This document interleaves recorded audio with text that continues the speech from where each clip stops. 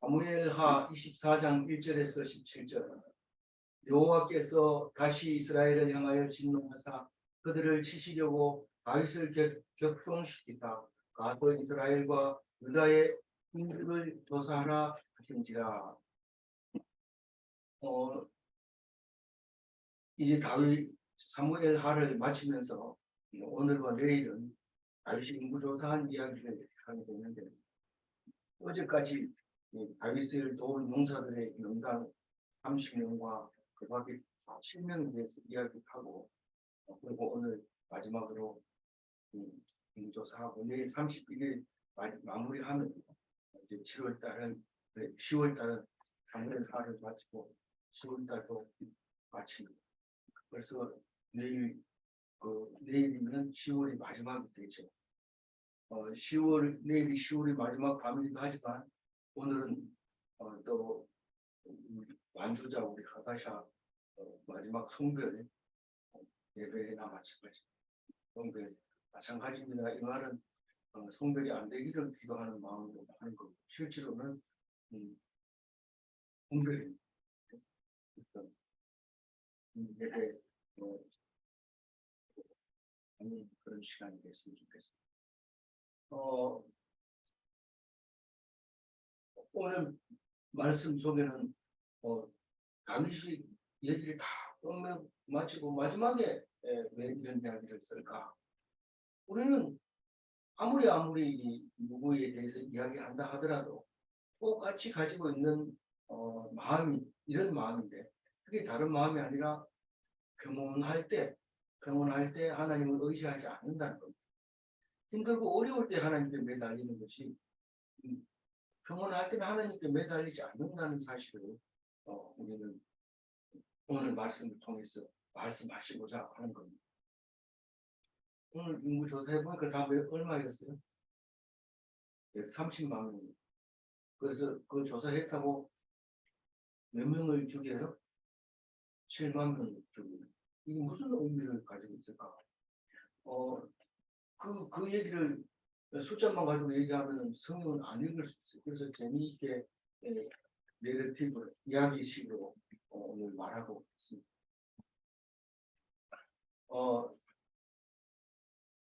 여호와께서 다시 이스라엘을 향하여 진노하사, 이 다시라는 단어는 무슨 말일까요? 항상 이스라엘에 대해서 진노를 했죠. 그러나 하나님께서는 이스라엘을 사랑하심으로써 다윗을 주고 다윗에게 일어난 일에 대해서 기록을 하면서 이제 다시 이스라엘을 향하여 또 진노한다. 그 말은 이스라엘이 지금 평안하고 하나님을 의지하지 않고 딴짓을 하고 있다 하는 말을 하고 있는 거죠. 그런데 치는 방법이 뭘까요? 여러 가지 방법이 있는데 오늘 그 한 가지를 이야기하고 있어요. 여러 가지가 있는데 그 중에 한 가지인데, 다윗을 격동시킵니다. 다윗이 의지적으로 격동을 안 시키는 게 아니고 하나님이 일으키면 일어나야 돼. 그냥 가만히 있다가 갑자기 그냥 화가 나는 거죠. 이유를 알 수가 없어요. 본인도 모르고 나 누구도 모릅니다. 그 친한 다윗도 요압도, 그 요압은 다윗의 눈동자만 보고 여태까지 살아왔고 개국 공신이 아닙니까? 그런데 요압도 못 알아봐. 뭔지 몰라요. 본인도 몰라요. 응?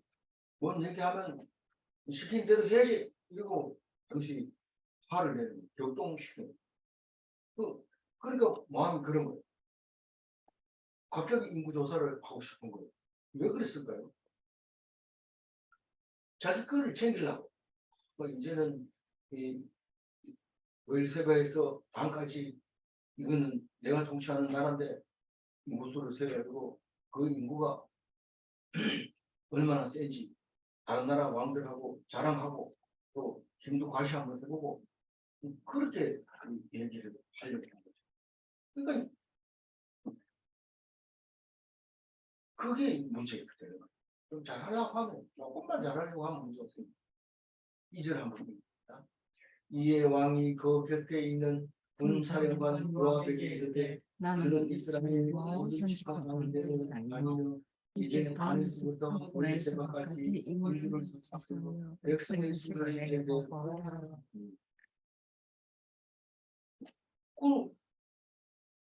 좋은 일이 생기면 항상 사탄이 마가 낀다. 마귀를 마라고 하죠. 좋은 일에는 항상 사탄이 임하게 되는데 평안하고 잘 살게 될 때 왕의 마음을 다윗의 마음을 결정시켜서 그냥 있을 수 없고 뭔가 해야 우리가 힘들고 어려울 때는 하나님 구해주세요 이러고 다녔지만 이제 평온하면 다른 사람 또 쳐들어올지 모르니까 숫자 세가지고 싸울 준비하자. 만약에 우리 숫자보다 훨씬 많은 사람이 오면 가서 화친을 해야 되고 적은 사람들이 숫자가 오면 우리 가서 혼내주자 이런 생각을 가지고 있는 누구나 그래요. 자기가 뭔가를 해야 되겠다 그런 생각이 자꾸 들게 되죠. 그건 하나님이 하는 거예요. 우리 마음대로 내가 어떻게 해야 되겠다 이런 마음이 내 마음대로 하는 것 같지만 하나님이 하는 거예요. 우리는 데모를 그렇게 하다가도 햇볕이 쨍쨍 내리쬐면은 전부 그늘을 찾아가지고 싹 품어버리고 목숨을 걸고 데모한다 하지만 햇빛이 내리쬐면 견디지 못하고 싹 흩어집니다. 그걸 보면은 인간이 무슨 뭘 하겠다는 건지 우리는 그걸 겸손해지는 것을 볼 수 있습니다. 3절입니다. 여호와께 이르되 이 백성이 얼마든지 왕의 하나님 여호와께서 백배나 더하게 하사 내 주와 내 눈으로 보게 하시기를 원하나니 그런데 내 주왕은 어찌하여 이를 기뻐하시나이까. 이 요압이 얼마나 바른 소리를 제대로 했습니까? 뭐하는데 그거를 숫자를 세려고 합니까? 무슨 말일까요? 우리가 재산이 얼마인지 한번 계산해보자. 계산하지 말아요. 계산하면 하나님께 바쳐요. 계산하면 바쳐요. 그럼 어떻게 해요? 오늘 주는 양식 가지고 오늘 먹고 오늘 주는 가지고 양식 먹고 살아. 그 계산하지 마라. 이런 말이랑 마찬가지입니다. 지금 다윗은 군사들의 숫자를 세우고 싶고 내 밑에 휘하에 몇 명 있는지 알고 싶고 그전에는 혼자 살았죠. 그 양떼를 이리 몰고 저리 몰고 하면서 자기가 혼자 살았죠. 근데 지금은 그 양떼 대신에 이스라엘 민족, 이스라엘 백성들이 있는 거예요. 그 숫자를 세우고 싶고 그전에는 양 기를 때는 숫자를 자동으로 세야 됩니다. 숫자를 안 세면은 몇 대가 몇 마리 몰고 가는지 모르기 때문에 일단 숫자를 세야 돼요. 근데 백성들의 숫자는 세지 말아야 된다. 오늘 이 말씀 속에서 그런 말을 하고 수를 세우면 안 된다. 왜냐하면 세고 나가지고 가보니까 왕이 이게 수를 세봐야 돌아서면 숫자가 틀려지잖아요. 또 나고 숫자가 많으면 많을수록 있습니다. 또 죽고 또 나고. 그래서 숫자가 의미가 없어요. 그래서 숫자 센다는 그 자체가 뭔가를 통제하려고 하고 그런 거죠. 옛날부터 정치하려고 하면 숫자 세놓고 부족하라. 그게 통치하는 방법입니다. 근데 그래가지고 숫자 세가지고 인두세라 해가지고 머리 숫자만큼 세금 걷어가려고. 그래서 인구수 조사할 때 막 여러 개 숨기도 하고 막 그렇게 하는데 그게 결국은 이제 그런 의미에서 그런 거죠. 그 세일 필요 없고 괜히 그냥 일거리만 만드는 거예요. 쓸데없는데 용을 쓰는 거예요. 쓸데없는. 요압도 무슨 말인지 몰라요. 하나님이 원하시면 얼마든지 해주는데 왜 쓸데없는 숫자를 세려고 하는 겁니까? 다윗은 자기 거 챙겨가지고 재산 얼마인지 챙겨준 거 없잖아요. 아말렉에게서 가서 얻어온 그 전리품도 전부 다 유다 장로들에게 나눠줬잖아요. 왜 그럽니까? 이렇게 하면서 요압도 알 수 없는 그런 다윗의 마음을 얘기하고 4절이거든요. 왕의 명령이 요압과 군대 사령관들을 재촉한지라 요압과 사령관들이 이스라엘 인구를 조사하려고 왕 앞에서 일어나. 이게 원래 군대는 사람하고 싸워서 이기는 게 군대인데 이 쓸데없는 일을 하라고. 제가 대학 졸업하고 농지능공사에 들어갔는데 나는 전기를 공부해서 전기를 일을 해야 되는데 나가서 물세를 받아가지고 오라. 물을 너네 공부를 해줬으니까 그 돈을 받아오고 차를 태워가지고 가라. 너 못 가겠다고 그랬어. 나는 이런 거 배운 적도 없고 이런 일 하는 거 내가 들은 것도 아니다. 사실은 내가 뽑아가지고 내 시킨 대로 시키는 말을 들어야지 지멋대로 하려면 이 회사 왜 들어? 근데 처음에는 몰라요. 내가 왜 그럽니까? 이러면서 안 갔어요. 안 갔더니 그 사람은 저 부적격 근무 부적격한 사람으로 판정을 났어요. 그래서 박정희 대통령 죽으면서 같이 그 회사를 쫓겨났어요.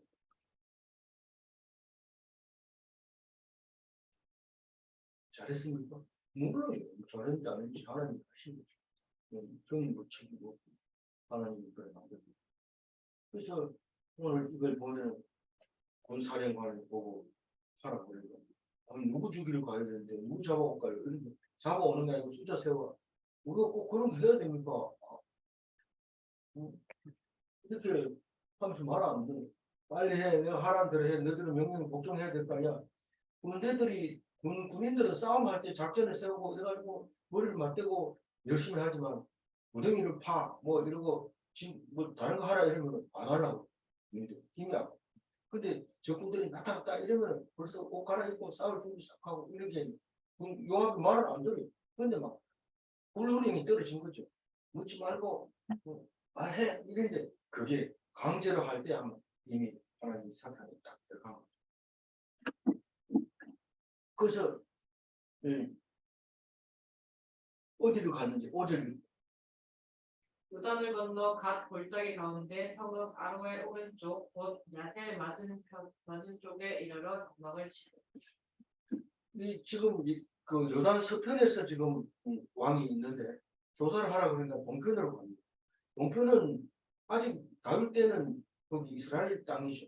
그래서 거기서 저기 다윗이 눈에 안 띄는 곳에 그거 가가지고 공부를 차려놓고 이제 여기서부터 조사하자. 이래가지고 안 하려고 그랬는데 할 수 없이 이제 하는 거죠. 아로엘은 사해 가운데로 이렇게 흐르는 작은 하천인데 한쪽에는 야셀이 있고 그 아르논 강이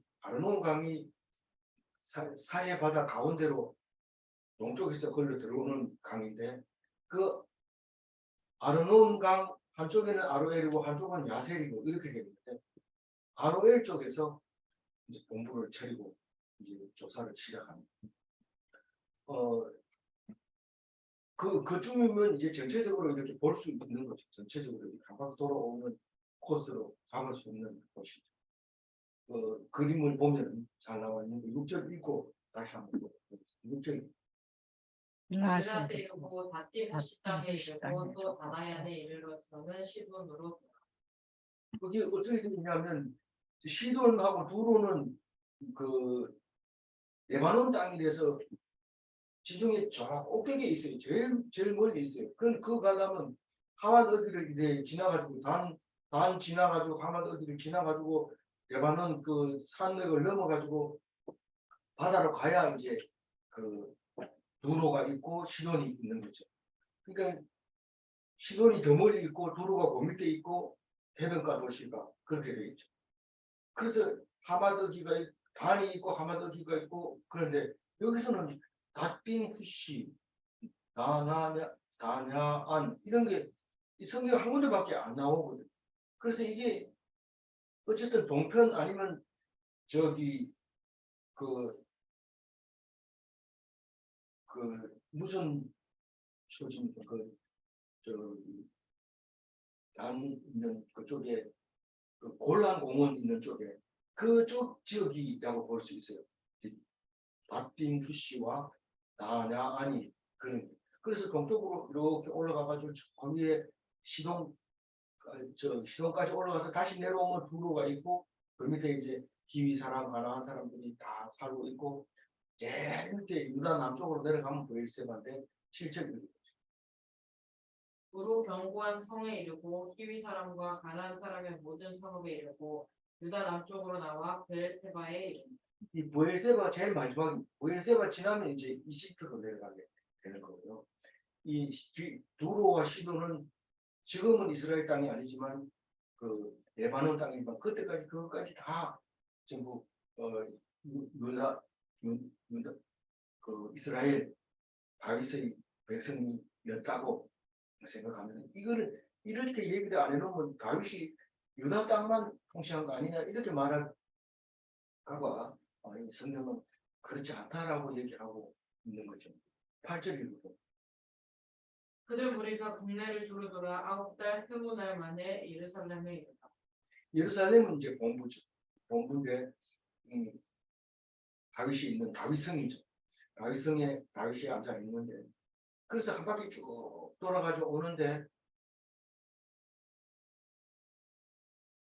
조사를 며칠 걸렸다고요?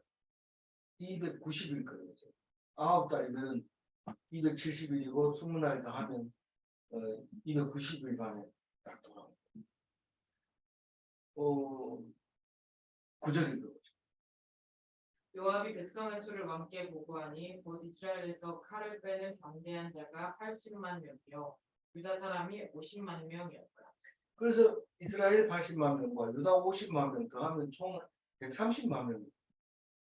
이 숫자 엄청 큽니다. 우리나라 현재 한국 현역 군인이 복무 중인 현역 군인이 의무적으로 근무하고 있는 50만 명.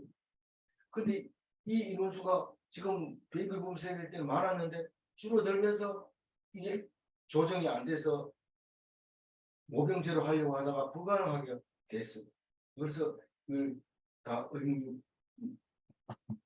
병력 제도로 이제 들어가게 됐는데 이 유다 인구 정도가 한국 현역 공무 수준인 정도로 이렇게 많았던 거죠. 우리는 칼을 끌 수 있는 담대한 자라고 얘기했으니까 이 장년부를 얘기하니까 인원수 전체로 따지니까 숫자가 많아지기도 하지만 크기는 우리 뭐 경상남북도 합한 그 정도밖에 안 되는 이 땅에서 이런 많은 인구수가 나온 거죠. 그랬으면은 다윗의 마음이 어땠을까요? 이제는 하나님 없어도 살 수 있겠다 이런 생각을 했을까요? 마음의 가책을 받았어요. 이 숫자가 무슨 의미가 있는가? 그러면서 10절이고 다윗이 백성을 조사한 후에 그의 마음을 자책하고 다윗이 여호와께 아뢰되 내가 이름으로 큰 죄를 범하였나이다. 여호와여 이제 간구하옵나니 종의 죄를 사해 주옵소서. 내가 심히 미련하게 행하였나이다. 이 말이 이해가 갑니까? 우리는 불필요한 일에 힘을 낭비한 다윗이 스스로 자책을 합니다. 명령이 아닌 일에다가 용을 쓰고 있다. 에너지를 다 낭비했다. 이 하나님이 하라고 한 걸 해야 되는데 자기 기분에 좋게 하려고 그냥 잠 안 자고 12시 때도 안 자고 그렇게 용을 쓰고 있는 것을 볼 수 있어요. 하나님이 명령했는지 그 명령 여태까지는 명령에 순종하다가 갑자기 이런 일이 생깁니다. 왜 이런 일을 줄까요? 왜 하나님 왜 이런 일을 줄까요? 인구 130만 명이 너무 많아가지고 7만 명 줄이려고 이렇게 한 겁니까? 그럴 수도 있어요. 그럴 수도 있지만 우리는 이것을 어떻게 봐야 되느냐 그걸 물어보고 있는 어쨌거나 하나님이 하시는 일을 보라고 한 사건임에는 분명하지만 다윗이 미련한 일로 자책하고 있는 이유에 대해서 얘기를 해보면 이 백성은 숫자에 불과하지 네가 백성이 많든 적든 적어도 너한테 복종하면은 니는 감사해야 되고 아무리 많아도 백성이 반역을 하게 되면 니는 백성이 아무리 많아도 소용없는 거다. 그거 숫자 셀 필요가 없고 반역하지 않은 것만 해서 감사해라. 그런 마음이 드는 거예요. 이거 지금 대화는 안 하고 있지만 다윗은 하나님께 그 소리를 들은 거예요. 나이는 숫자에 불과해. 나이 먹으면 이제 내가 죽어야 되는데 자꾸 이 소리가 나오는데 절대로 안 죽습니다. 요새는 120살까지 살면은 어린애도 지금 나중에 한갑할 때까지 살아야 돼요. 무섭죠. 그래서 자꾸 나이를 이야기하면 그래서 영생하고는 나이하고는 관계가 없어요. 예수님은 그걸 보여주려고 33살에 돌아가신 거예요. 영생은 나이하고 관계없다. 영생은 젊어서 죽으나 늙어서 죽으나 똑같이 영생할 수 있다. 이 얘기를 하려고. 그 예배도 마찬가지고 예배자 숫자가 많으면 전부 많은 쪽으로 가셔. 우리가 식당에 가면은 이름 나면 다 이름 있는 곳으로 가면 그거 가면 좋아요. 왜냐하면 음식이 새롭고 빨리빨리 나오고 이런데 그 식당만 벌써 다른 식당은 못 받고. 근데 그러나 우리는 밥을 먹을 때 그 밥 먹는 것 자체 못 먹는 사람도 생각하면서 그렇게 먹어야지. 좋은 곳을 찾아서 식도락가처럼 인터넷을 잘 보고 맛집 이걸 그것만 가고 이렇게 하는 것이 옳은 것이 아니라 옳은 것이 아니라 그 한 사람이 은혜 받는 것만으로 감사해요. 먹을 수 있는 식당이 있는 것만 해도 감사해요. 더 좋은 게 아니라 내가 먹고 싶어 하는 음식이 있다는 것만 해도 감사하고 거기 기죽을 필요 없어. 나오면 좋은 데 가가지고 비싼 거 먹고 이쑤시개 이렇게 하는 거 보고 부러워하고 이럴 필요는 없다. 그래서 그걸 가지고 다윗의 회개 기도라 그래요. 일어난 짓을 했으니 하나님 용서해 주세요. 이렇게 안 하면 나쁜 죄가 그대로 있지. 그 죄가 뭐예요? 교만하고 자기 멋대로 하고 이렇게 됩니다. 그래서 생각날 때는 생각나는 대로 하나님께 이렇게 해야 그렇게 하나님이 그 답을 말해주는. 어떻게 하나님이 그 기도에 응답을 하고 있습니까? 11절입니다. 다윗이 아침에 일어날 때 여호와의 말씀이 다윗의 선견자 된 선지자 갓에게 임하여 이르시되 다윗의 선지자는 누가 있어요? 갓도 있고 나다. 나단도 있고 이런데 참 선지자가 없으면 아무것도 못해요. 왜냐하면 갑자기 하나님하고 단절이 될 때가 있거든. 하나님 그렇게 막 이 성벽을 넘고 이럴 때는 하나님이 힘을 주고 용기를 주고 다른 사람이 필요 없지만 평화할 때는 하나님 선견자가 없어는 중재자가 없이는 되지 않습니다. 그래서 참 목사의 역할이 그렇게 해서 선견자가 돼서 생각하지 못하는 자꾸 딴 생각하고 하고 있을 때 깨어나게 그렇게 얘기해요. 뭐라고 얘기합니까? 12절. 가서 다윗에게 말하기를 여호와께서 이와 같이 말씀하시기를 내가 내게 세 가지를 보이노니 너를 위하여 너는 그 중에서 하나를 택하라. 내가 그것을 내게 행하리라 하셨다 하라 하시고 뭐 우리가 여러 개 가다 놓고 몰라라 이런 뭐 고민되는데 어떻게 할지 모르겠는데 이런데 그건 왜 고민합니까? 더 좋은 거 가지려고 더 좋은 게 뭔지 모르니까 그렇게 고민하는데 세 가지 하라고 그러니까 뭡니까? 13절. 다시 다윗에게 이르되 왕의 땅에 7년 기근이 있을 것이니까 혹은 왕의 원수에게 쫓겨 석 달 동안 그들 앞에서 도망하실 것이니까 혹은 왕의 땅에 4월 동안 전염병이 있을 것이니까 왕은 생각하여 보고 나를 보내신 이에게 무엇을 대답하게 하는가 하는지. 예. 그 사실은 죄를 지으면 어떻게 되나요? 죄를 지으면 다 죽어야 됩니다. 큰 죄, 적은 죄 상관없습니다. 큰 죄, 적은 죄 상관없고 죄를 지으면 죽어요. 뭐 경비를 쓰는데 문 한 개 잠근 거하고 두 개 열어놓은 거하고 세 개 열어놓은 거하고 다릅니까? 그렇잖아요. 열어놓으면 그건 잘못된 거기 때문에 무조건 똑같아요. 그러니까 죽어야 되지만 기도를 하게 되면 죽지 않게 해주시는데 징벌을 받아요. 징벌을. 그 징벌 받는 데 있어서는 본인의 자의지를 주는 거예요. 그러니까 선택권을 주는 거예요. 이렇게 해도 되고 저렇게 해도 되는데 이거 어떻게 하냐. 이 땅에서 받아야 될 징벌은 선택권을 준 거예요. 자의지를 주고. 하나님 강제로 하죠. 징벌을 막는 거예요. 그래서 어떤 징벌을 받든지 간에 하나님이 주시는 연단으로 받으면 그게 자기에게는 큰 상으로 바뀌어. 보험이 상으로 바뀐다. 근데 세상 사람들이 벌을 줄 때는 이 벌을 받으면 죄가 없어져야 되는데 죄가 없어지지 않고 오히려 더 딱지가 붙었어. 이 그때 그런 죄를 지은 적이 있잖아. 안 없어진다. 빨간 줄이 이렇게 죄를 지면 그게 따라다니면서 신용조회할 때 나옵니다. 그 사람은 무슨 징벌을 받았고 이런 게 나옵니다. 그게 깨끗하게 없어지지 않고 계속 따라다닙니다. 근데 하나님 앞에서 용서를 빌면 그건 없어져. 그건 없어지고 죽지 않고. 그러니까 속죄 받는 게 나아요? 안 받는 안 받는 거는 죄가 안 없어지는 거예요. 말을 안 하고 하나님 앞에 내놓지 않으면 안 없어지죠. 근데 다윗은 내놓았기 때문에 선택해라 이렇게 합니다. 그래서 뭘 선택하든지 하나님이 관심이 있을까요 없을까요? 내가 캄보디아로 가든지 베트남으로 가든지 그건 중요한 게 아니에요. 그건 중요한 게 아니고 이 진실만 보는 겁니다. 이거 정말로 하나님 앞에서 뭐를 받고 있느냐 그게 중요한 거지. 어떤 때는 자녀를 키우다 보면 이 잘못했지 예 그럼 몇 대 맞을래 한 대이고 이런 사람도 있지만 어떤 사람은 한 대 때는 너무 약한 것 같아요. 세 대요 세대 맞습니다.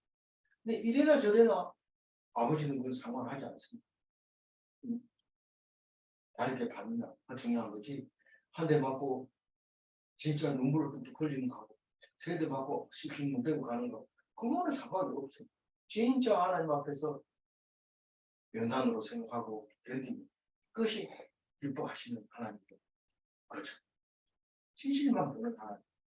14절 다윗이 가스기에 이르되 내가 고통 중에 있도다. 청하건대 여호와께서는 긍휼히 주시니 우리가 여호와의 손에 빠지고 내가 사람의 손에 빠지지 아니하시리로다.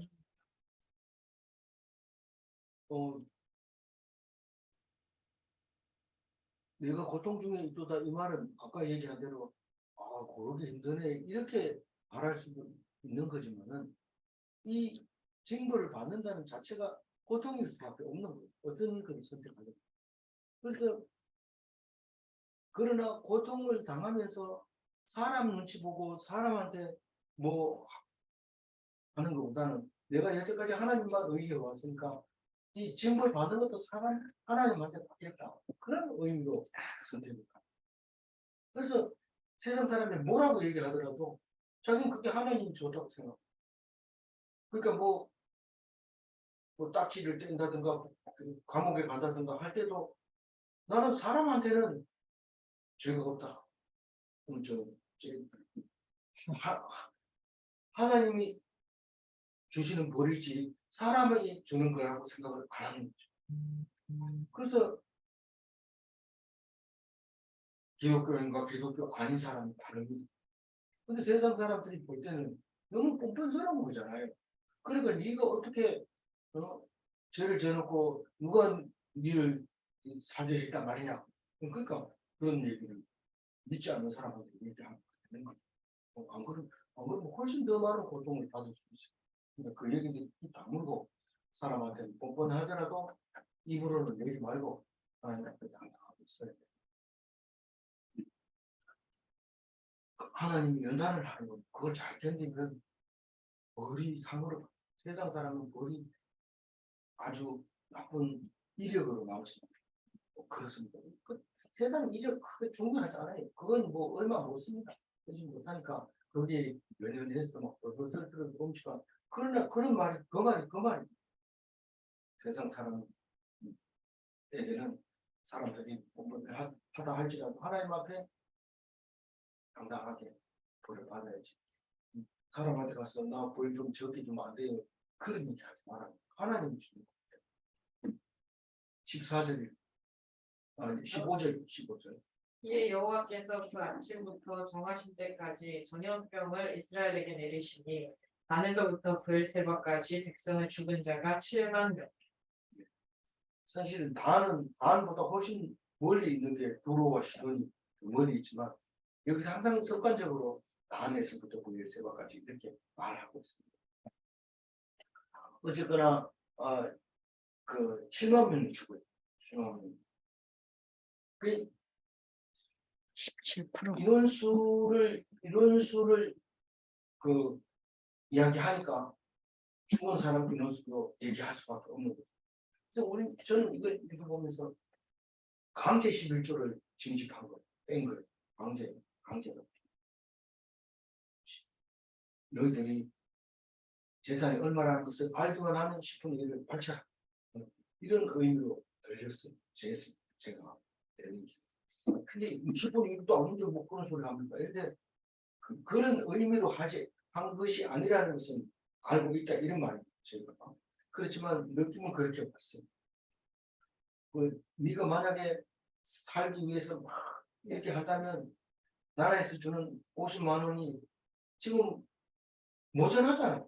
근데 그걸 나는 지금 50만 원 이제부터 더 받는다 이러면 5만 원 공급해야 된다. 무슨 뜻인지 알겠죠?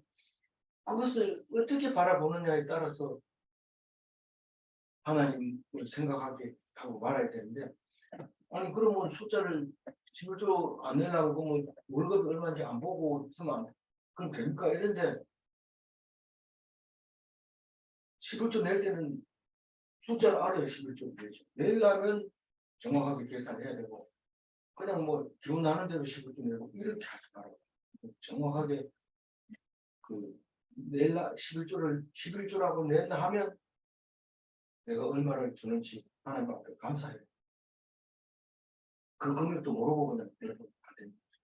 그래서 이 사람들을 결국은 네 거라고 생각하면 내가 뺏어가겠다. 그런 얘기를 하고 있습니다. 6절이죠. 네.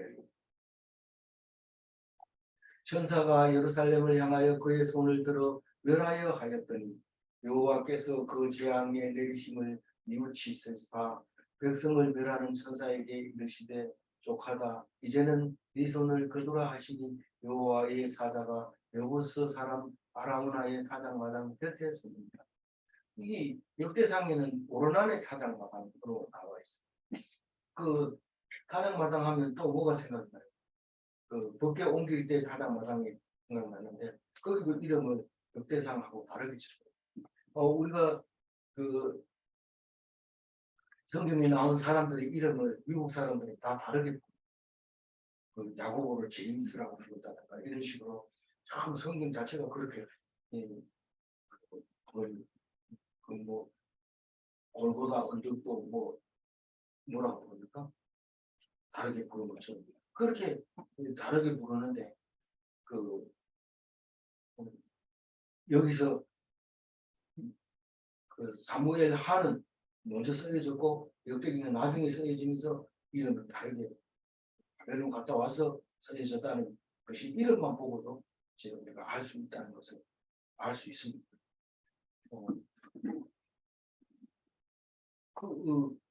그러니까 뭐죠?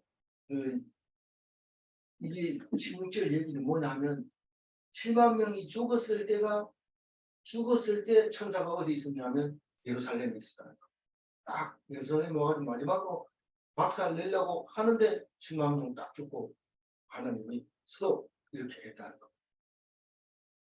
근데 이게 순서대로 우리가 읽으면은 어떻게 7만 명 죽었는데 또 이 천사들이 그대로 나와가지고 이렇게 순서대로 읽으면 그렇지만 성경은 그렇게 읽으면 다 읽을 수가 없어요. 성경 전체를 읽을 수가 없어요.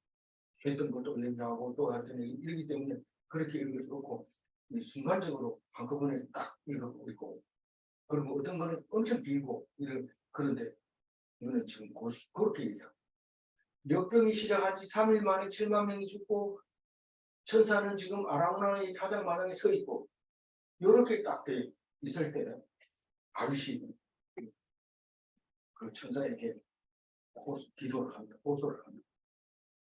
17절 이거는 다윗이 백성을 뛰는 천사를 보고 곧 여호와께 아뢰어 이르되 나는 범죄하였고 악을 행하였으며 이 양의 무리는 무엇을 행하였나이까 청하을 때 주의 번호로 나와 내 아버지의 집을 치소서 한다. 이게 이제 예수님 십자가 사상이 여기서 나오는 거죠. 왜 예수님이 우리 생각해보면 아들이 우리를 위해서 죽었다 하는 것도 그것도 그렇고 그 한 사람이 죽어가지고 모든 사람으로 죄를 사해 준다 하는 것도 그렇고 그 여러 가지 정황으로 봤을 때 우리가 제사함을 달라고 한 적도 없는데 죽어주시고 이런 이야기들이 우리는 평소에 없었던 얘기를 이렇게 할 때 이해가 안 되죠. 다만 보고 뭐 죽여버릴 거야 이런 소리 안 하니까 그게 나가는 거지 정확한 뜻을 모릅니다. 그런데 성경을 읽어보면 너를 살리는 방법은 이 방법밖에 없다. 그 얘기를 할 때 성경이 배경을 알아야 되고 그것을 이해해야 되고 그런 이유가 거기 있는 거죠. 그래서 왕이 백성의 대표입니다. 징벌 받을 때. 물론 영광 받을 때는 왕이 영광을 다 받죠. 그래도 벌 받을 때도 왕이 대표를 받아야 돼요. 그래서 왕이 져야 할 십자가가 이 백성이 죽어가는 죄, 그거를 나한테만 해주세요. 이 백성들이 뭐 죄가 있습니까? 내가 죄를 졌는데 이거 백성의 숫자를 썼으니까 내가 백성의 숫자를 줄여주는 거잖아. 이렇게 이제 하시는 말씀이죠. 그렇지만 다윗의 말을 들어주는 하나님. 그래서 하나님의 백성을 위하여 지는 십자가를 지금 말하고 내가 십자가 지겠습니다. 이 얘기야. 근데 예수님이 다윗의 후손으로 와서 십자가를 지는 이유가 거기 있는 거죠. 그래서 우리는 이상하게 생각할 게 없어요. 예수님 있는 그대로 말씀 그대로 우리가 받아들이면 이해 안 가는 건 성경 이따부터 해석이 됩니다. 성경을 읽어보면 해석이 됩니다. 오늘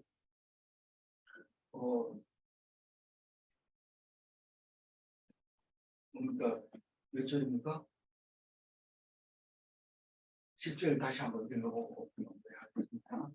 다윗이 백성을 조사한 후에 그의 마음에 자책하고 다윗이 여호와께 아뢰기를 내가 이 일에 응함으로 큰 죄를 범하였나이다. 여호와여 이제 강구하옵나니 종의 죄를 사하여 주시옵소서. 내가 힘 일어나게 행하였나이다. 아니라 하나님을 떠나는 순간 죄를 짓게 되는 거예요. 언제 떠난다고 그랬어요? 편안할 때, 많이 부족함이 없을 때, 그럴 때 하나님을 떠나면서 뭘 해야 될지 모르고 있을 때 나중에 우울증이 걸려요. 근데 하나님의 명령에 복종하고 하나님 말씀에 귀 기울이지 않으면 사탄이 그 마음을 다 지배하게 돼요. 사탄이 그 마음을 지배하게 돼요.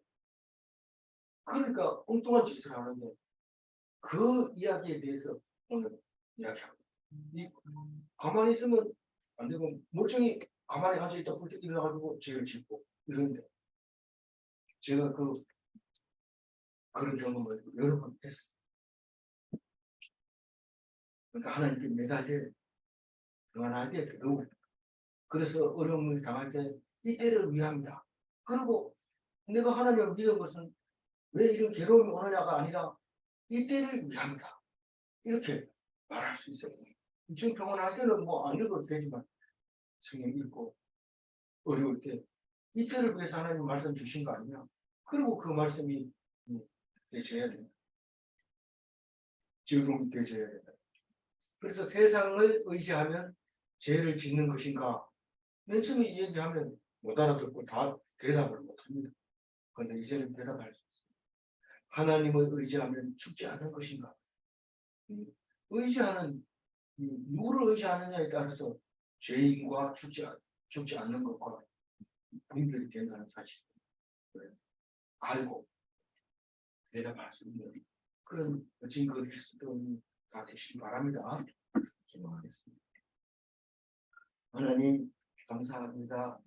다윗을 통하여 우리는 죄 지을 수밖에 없는 인간인 것을 가르쳐 주시고 또 그 길을 해결하는 그 방법을 말씀하여 주실 때 감사합니다.